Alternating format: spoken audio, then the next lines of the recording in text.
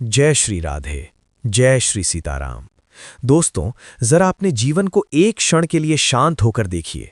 हम सब बाहर की दुनिया में भाग रहे हैं, कोई सफलता के पीछे, कोई रिश्तों के पीछे, कोई पैसे के पीछे, और ये दौड़ कभी रुकती ही नहीं। एक लक्ष्य पूरा होता है तो दूसरा सामने आ जाता है। लेकिन क्या आपने महसूस किया है कि इस पूरी दौड़ के बावजूद भीतर एक खालीपन बना रहता है, जैसे कुछ है जो अभी भी अधूरा है, जैसे कोई गहरी प्यास है जो बुझ ही नहीं रही। यही वो संकेत है कि हमारी खोज केवल बाहरी नहीं बल्कि भीतर की भी है।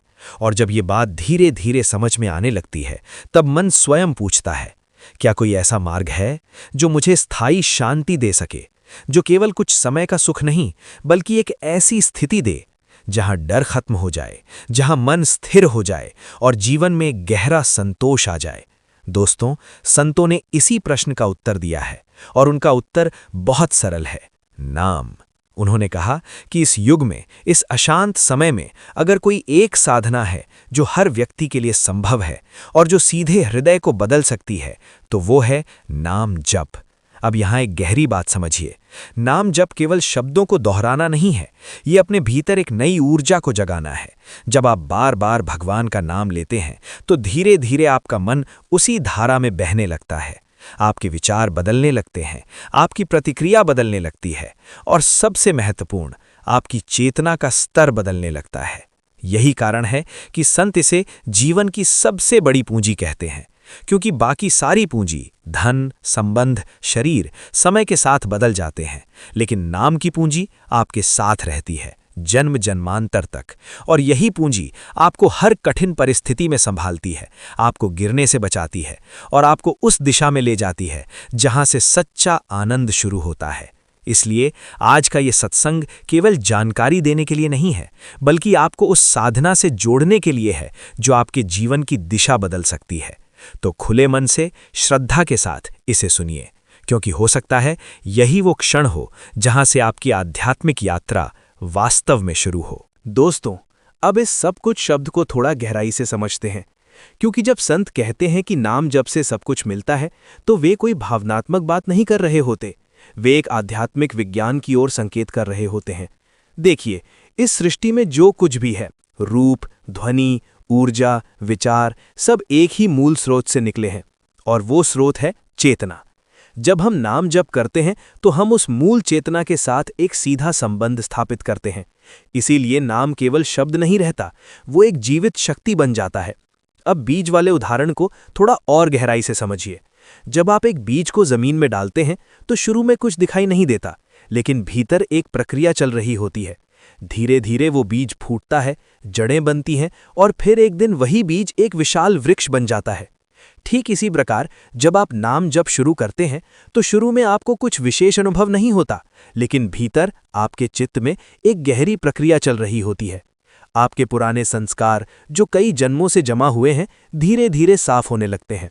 आपकी सोच बदलने लगती है, आपकी प्रतिक्रियाएं बदलने लगती हैं, और यही परिवर्तन धीरे धीरे आपके बाहरी जीवन में भी दिखाई देने लगता है। अब संतों ने जो कहा कि नाम, रूप, धाम और लीला एक ही है, इसका अर्थ क्या है? इसका अर्थ यह है कि जब आप नाम जपते हैं तो आप केवल एक शब्द नहीं दोहरा रहे, आप उस संपूर्ण दिव्यता को स्पर्श कर रहे हैं जो उस नाम से जुड़ी हुई है।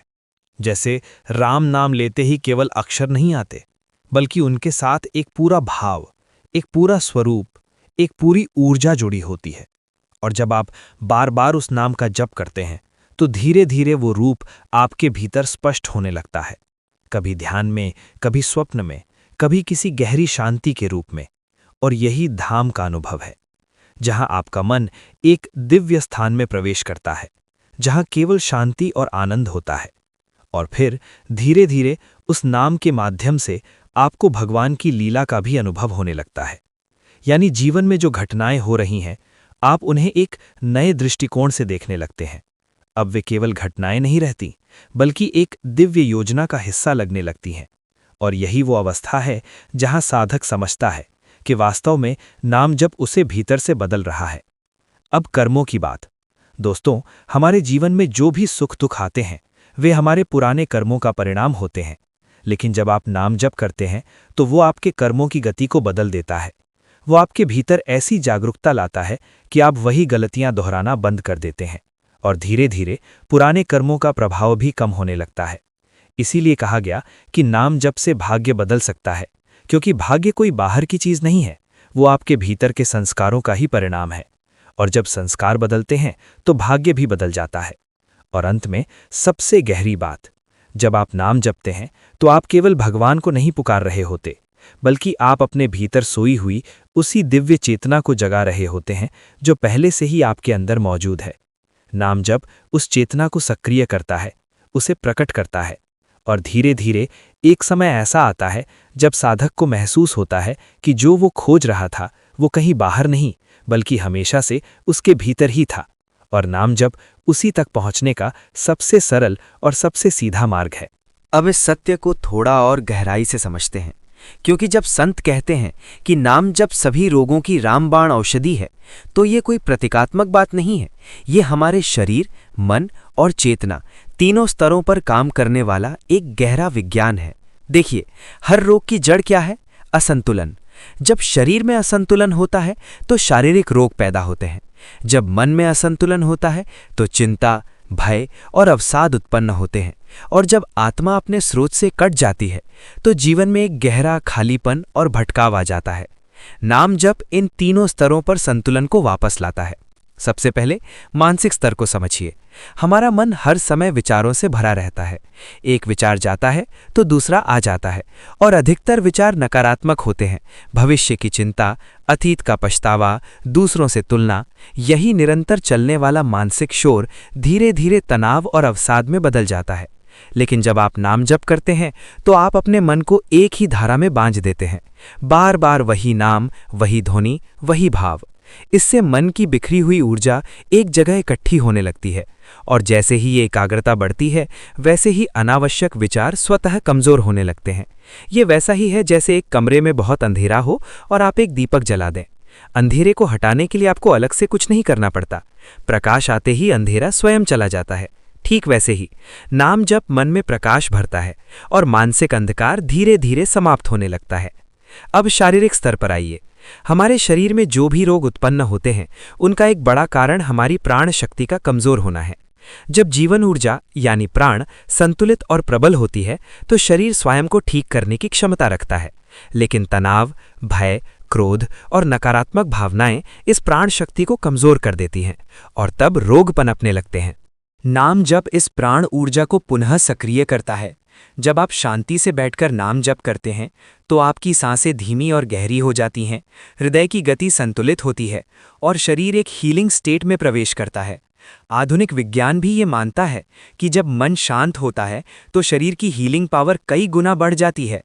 इसलिए आपने देखा होगा कि जो लोग भीतर से शांत और संतुलित होते हैं उनकी इम्यूनिटी नेचुरली मजबूत होती है। नाम जप उसी आंतरिक शांति को स्थायी बनाता है। अब सबसे महत्वपूर्ण आध्यात्मिक स्तर। दोस्तों, ये वो स्तर है जिसे हम अक्सर नज़रअंदाज कर देते हैं, लेकिन असली रोग यहीं से शुरू होता है। जब मनुष्य अपने वास्तविक स्वरूप को भूल जाता है, जब वो केवल शरीर और मन तक सीमित हो जाता है, तब उसके जीवन में डर, असुरक्षा और असंतोष पैदा होता है। यही सबसे बड़ा रोग है, अपने आप से, अपने स्रोत से अलग हो जाना। और नाम जब इसी दूरी को समाप्त करता है। जब आप बार बार भगवान का नाम लेते हैं तो धीरे धीरे आपका ध्यान बाहर से हटकर भीतर की ओर जाने लगता है। आप अपने भीतर उस शांति को महसूस करने लगते हैं जो हमेशा से वहाँ थी, और यही अनुभव आपको आपके मूल स्वरूप से जोड़ता है। यही असली चिकित्सा है। इसलिए संतों ने इसे रामबाण औषधि कहा, क्योंकि ये केवल लक्षणों को नहीं बल्कि रोग की जड़ को समाप्त करता है। और अंत में वही सादृश्य, जैसे सूरज निकलते ही अंधेरा अपने आप समाप्त हो जाता है, वैसे ही जब नाम जप का प्रकाश आपके भीतर फैलता है तो दुख, भय और रोग धीरे धीरे मिटने लगते हैं। आपको अलग से उनसे लड़ने की जरूरत नहीं पड़ती, बस प्रकाश को बढ़ाते जाइए, अंधकार स्वयं हट जाएगा। यही नाम जप का चमत्कार है, यही उसकी वास्तविक शक्ति है। अब इस दिव्य कवच की बात को थोड़ी गहराई से समझिए, क्योंकि ये केवल एक धार्मिक कथा नहीं है, ये चेतना के स्तर पर घटने वाली एक वास्तविक प्रक्रिया है। प्रहलाद और होलिका का प्रसंग हमें यही सिखाता है कि बाहरी सुरक्षा से अधिक शक्तिशाली आंतरिक जुड़ाव होता है। होलिका के पास वरदान था, यानी बाहरी सुरक्षा, लेकिन उसके भीतर अहंकार और विरोध की भावना थी, वहीं प्रहलाद के पास कोई बाहरी साधन नहीं था, लेकिन उनका मन पूर्ण रूप से भगवान के नाम में स्थिर था, और यही आंतरिक जुड़ाव उनके चारों ओर एक अदृश्य सुरक्षा कवच बन गया।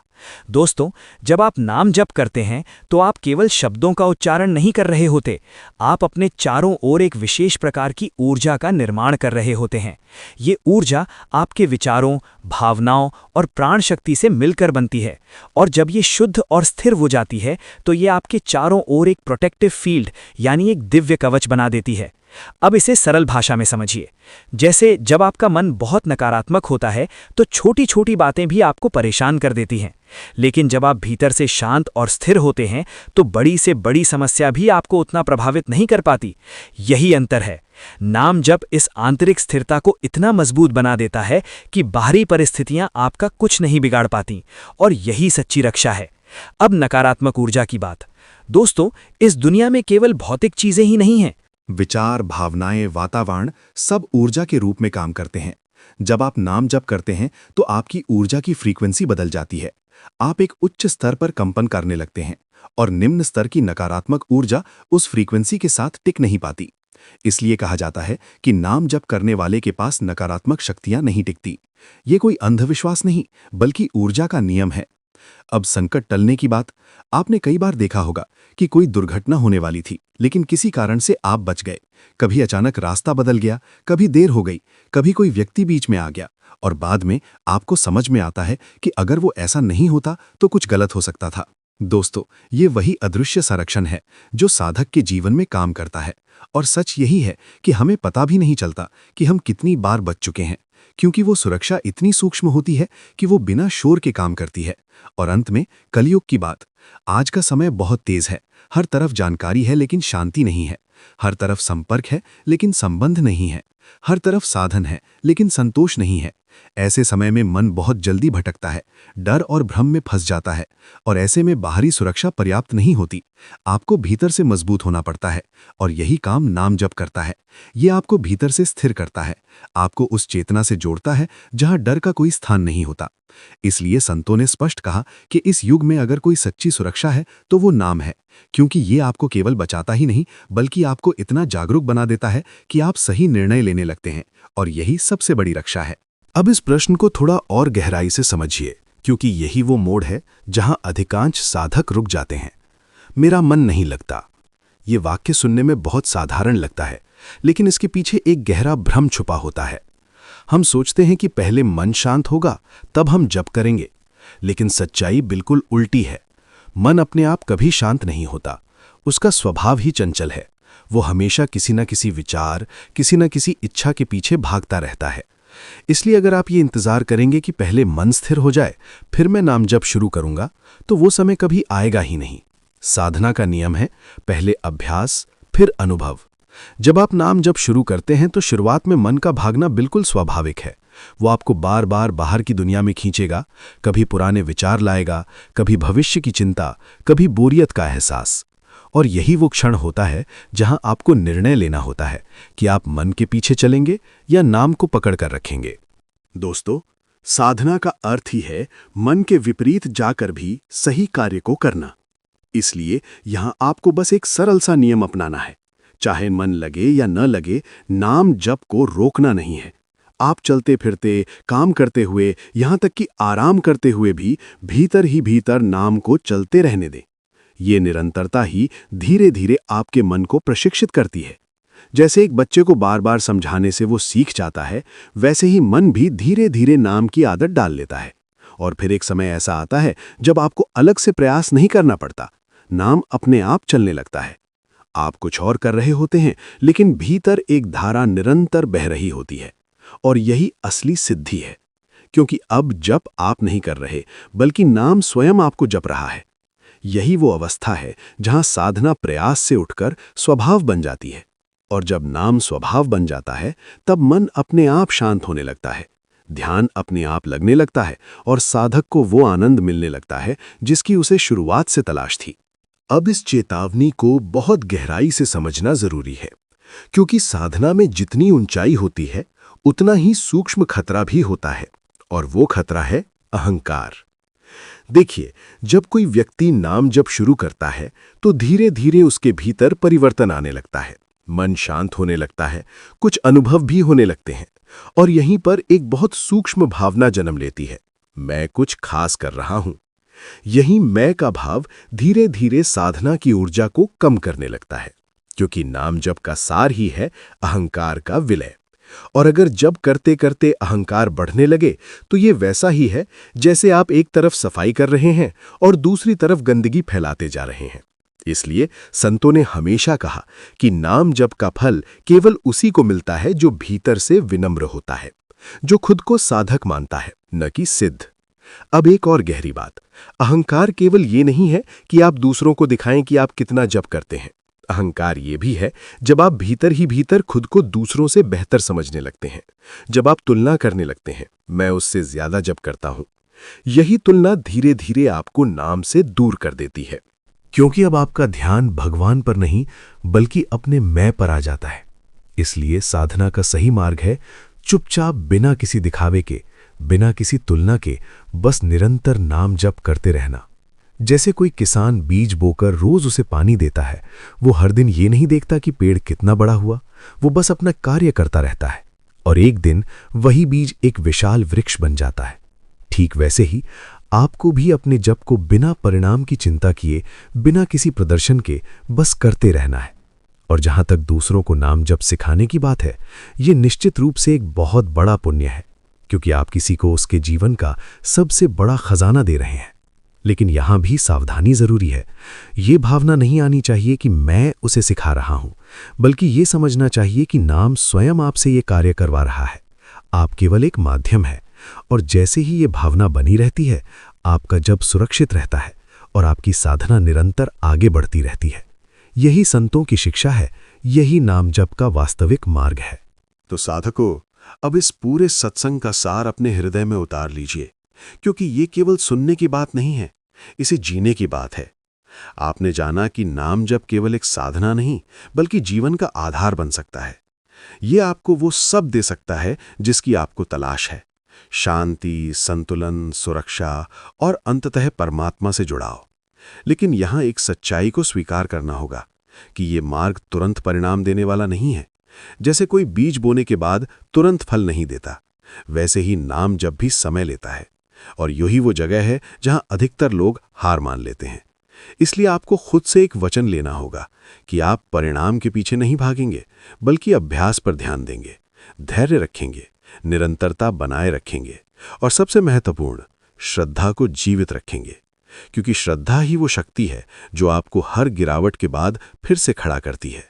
और अगर आप केवल 1 महीने तक भी पूरी ईमानदारी से, बिना किसी दिखावे के, नाम जप को अपने जीवन का हिस्सा बना लें, तो आप निश्चित रूप से अपने भीतर एक सूक्ष्म परिवर्तन महसूस करेंगे। शायद पहले मन थोड़ा शांत होगा, फिर विचारों में स्पष्टता आएगी और धीरे धीरे एक आंतरिक संतुलन स्थापित होने लगेगा। और यही आपकी साधना की शुरुआत है। इसलिए आज ही, इसी क्षण, एक छोटा सा संकल्प लीजिए कि चाहे परिस्थिति कैसी भी हो, आप नाम जप को नहीं छोड़ेंगे, क्योंकि यही आपका सच्चा सहारा है। और अंत में यही प्रार्थना है कि ईश्वर की कृपा आप पर बनी रहे, आपका हृदय शांति और प्रेम से भर जाए, आपके जीवन के सभी अंधकार दूर हो जाएं और आप उसी सत्य को जान ले जिसके लिए ये अनमोल जीवन मिला है। हरि ओम। जय श्री राधे। जय श्री सीताराम।